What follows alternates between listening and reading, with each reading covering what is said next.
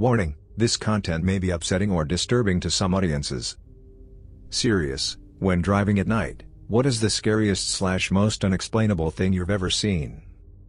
I had something creepy happen to me a few months ago.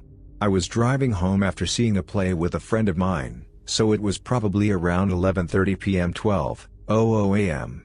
Also, I live in rural America, so there weren't any street lamps or houses for the majority of the drive. I was driving over this bridge and saw a car sitting on the side of the road turned on. I wasn't really concerned about it because it's a common spot for cars to pull off, even if it was kind of late. As I passed the car, I looked in my rearview mirror and saw that they had pulled out behind me, until they began to tailgate me hard. While that behavior isn't unheard of, it tends to be rare since the road is curvy and a hot spot for deer. I kept driving for a bit with this car right up on me, which caused me to feel frustrated, confused, and strangely paranoid. Then, the car's headlights went out abruptly while I was nearing the end of a stretch of road surrounded completely by forest. Then, the car sped up and went around me, but almost immediately slowed down to a standstill in front of me. At this point I was so afraid, so I sped up, went around the car, and drove way too fast to get home and then sprinted inside and locked the door. I didn't notice the car around my house, but I still feel worrisome about the entire ordeal and wish I knew why someone would drive like that. This woman was on the side of the road and asked me to come look at her car, which was parked in a large turnoff. I asked what was wrong and she just kept saying to come look. I apologized and drove away and she just stood there while I drove away. Was driving with some friends at around 2 a.m., rainy cold night, along a winding section of road with a steep drop-off to the river below. On one side we pass a small pull-off and notice a car with no lights on. We don't stop, but turn around and drive back slowly. I roll down my window as we approach, and he just stands there, blood all over his shirt and pants. His car looks fine, couldn't have been a crash. Gave me chills. I don't reply and slowly drive off as my buddy calls the cops. About half an hour later we drive by again and there is an ambulance and a couple cruisers. Turns out the guy slit his wrists and was going to jump off into the river, cold, rainy and pitch black. When I was a kid, living in Charleston, South Carolina, my dad took me and my brother to a boat landing on a creek, right off of the Intracoastal Waterway to shoot off some fireworks we had left over from the 4th. When we pulled in the parking lot of the boat landing, around 11 p.m., there was a 20-ish foot powerboat nestled against the dock. The only people there were several guys wearing white boots and loading the back of an SUV with boxes from the boat. There was also a sports car, not sure what kind. About 30 seconds later, there was a car speeding towards us in the rearview mirror. We were already going 80 miles per hour, because my dad was convinced it was drug-related, and it was gaining very quickly on us. That car that was chasing us flew by, must have been going 100 miles per hour, easily. We sat there for a few minutes and saw the car going back to the boat landing. Shit could have ended very differently. I'm guessing cocaine shipment? I was driving to work at 3 in the morning. I work at an airport, and I was in the middle lane doing 70 miles per hour when a lady ran at my car, in the middle of a highway, waving her arms. I swerved into the left lane so fast I couldn't believe I didn't hit her later, and kept going. I never heard anything or saw anything in the papers, so I assumed she wandered away. I was driving in Maine and there was a moose just hanging out on the highway. I just remember screaming and driving in the breakdown lane. I never realized how big a moose was. I also don't know why it was calmly standing there. There's a public park near my house, which gets pretty dark at night.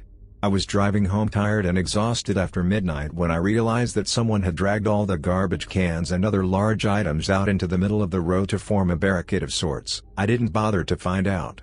There was just enough room for my small car to slip through.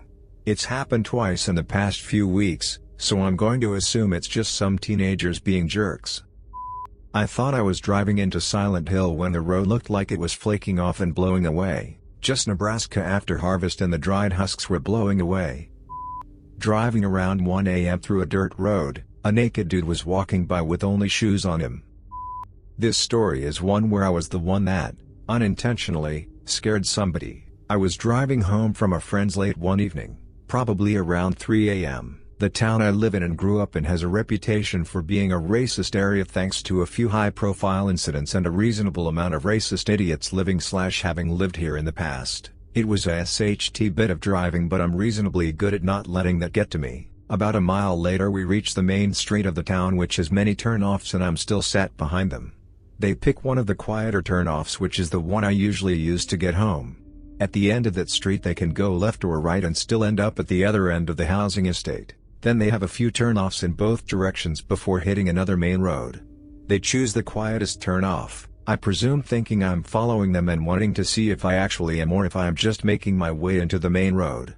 Unfortunately for them, they've turned onto my road. They're crawling along it at this point, obviously slightly worried. The driver probably thinks I'm still pissed about being cut off and I'm following him for some sort of revenge. So they decide to pull in and let me pass. They indicate and pull across a driveway which just happened to be mine. I had to pull alongside them and open my passenger side window. The look of relief on his face when I said, "Sorry mate, that's my driveway you're blocking there," was pretty hilarious. Poor kid was scared shitless, but somehow in trying to get rid of me made a series of road choices that convinced him he was about to be murdered. About 6 years ago, my family and I moved from the West Coast to the Midwest. Dad and I drove while my mom and younger siblings flew. Dad was driving the U-Haul and I was driving the van that we had at the time. GPS took us a very weird way and had us exit on a rural route highway instead of staying on the interstate.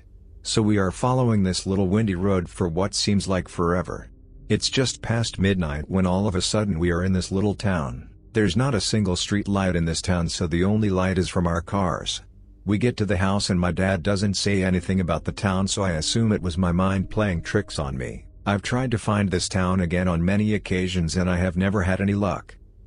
A big cougar running next to my car then for no reason decided to commit suicide and run under the side. I wasn't sure if it effed my car up and was terrified to get out and check. Eventually my 18-year-old brain decided I should check. It was dead, but looking back that was really dumb of me. My time to shine. Not unexplainable, but scary enough to make me SHT a brick. This happened to me 3 years ago. I used to throw newspapers for the Kansas City Star. I threw 1,500 papers a night. Yes. 1,500 f-king papers. And you do it at night. Night as in, pick your newspapers up at midnight and throw until 6 in the morning. You have to roll them yourself, stuff ads in them, the works. Anywho, one night I am throwing newspapers in a little place called Holt, Missouri. It's about 45 minutes from Kansas City limits. I am throwing these out my window when suddenly I realize the same pair of headlights keeps passing me. I stopped my car and watched it as it rolled past me and went a good quarter mile down the road before, sure enough, it makes a large awkward U-turn back around. It does it a few more times before I finish my papers on that stretch of road and turn around. Only a few driveways for farmers and what have you that live out there. We called them BTCH roads, because you had to drive so far only to throw a few papers. As I am driving back I realize the blinding headlights of the vehicle pestering me are no longer moving towards my own. With barely enough room to pass I lay on the horn and scream a few choice words as I fly past them. I will forever regret doing that. I was under the impression it was just a couple hillbillies drunk and wanting to start trouble. Even going 50 miles per hour past them and going a ways down the road, I heard their tires screech and the engine rev. Whatever it was, they had it souped up. Quickly, the situation turned FCKY. Very, FCKY. They ram my ass end and the unmistakable pop of gunshots goes off. They shoot several times, one bullet busting out my back window and whizzing past my head. In a panic, I did the only thing that came to mind and screeched Tokyo Drift style into a farmer's field adjacent to his graveled driveway. I gun it down to this guy's house. I have never met him before. Perfect stranger. I haul ass out of my car and begin banging on the door like a madman, hoping and praying I don't get shot by either the persons in the killer mobile or the farmer I am waking up. The vehicle screeches to a stop and pulls around. I see that it is in fact an old-style Suburban, with massive wheels and no license plates. Of f-king course, I almost got deliveranced. Perfectly explainable, but by far the scariest, a semi. I'm driving down a road with a steep drop-off on either side, coming back to my remote job after a day trip. Night has fallen and a heavy fog has set in, but thankfully we only have about half an hour left to our destination. A car and a semi are approaching in the opposite lane. I am going to die. There is literally nothing I can do to prevent the semi from smashing into me. I lay on the horn, over and over and over again. The semi-driver isn't paying attention. He's driving steadily enough I doubt he's fallen asleep, he has to just be watching the other car. I doubt he even sees us, probably didn't even bother to look. There is nothing I can do. If I try to go off the road, I go over the side and die. If I hit the brakes, I get hit by the semi head-on, and die. I flash my high beams over and over and over again while honking, we're going to die. If I go in the other lane, I cause a head-on collision with the other car, and die. If I try to cross the road and go across the other side, we go over the other side of the drop-off, and I die. And that's if I manage to avoid the oncoming car in the process. If I stay in my lane, and keep driving, the semi will crush my car. He's not overtaking the other car fast enough for me to possibly make it. There is no alternative, there is no escape. I am going to die and there is absolutely nothing I can do to prevent it. Nothing.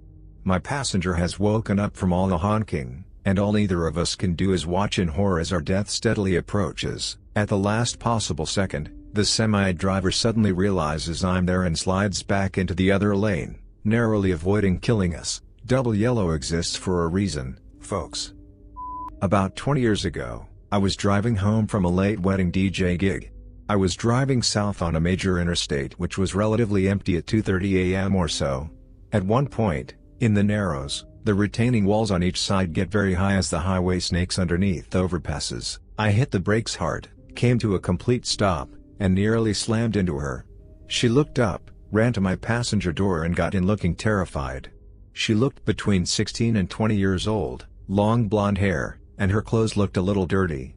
Not homeless dirty, but like she'd fallen down a few times. I tried to calm her down and began moving back down the highway, and behind me about 50 feet, I see another figure jump down onto the highway out of my rearview window.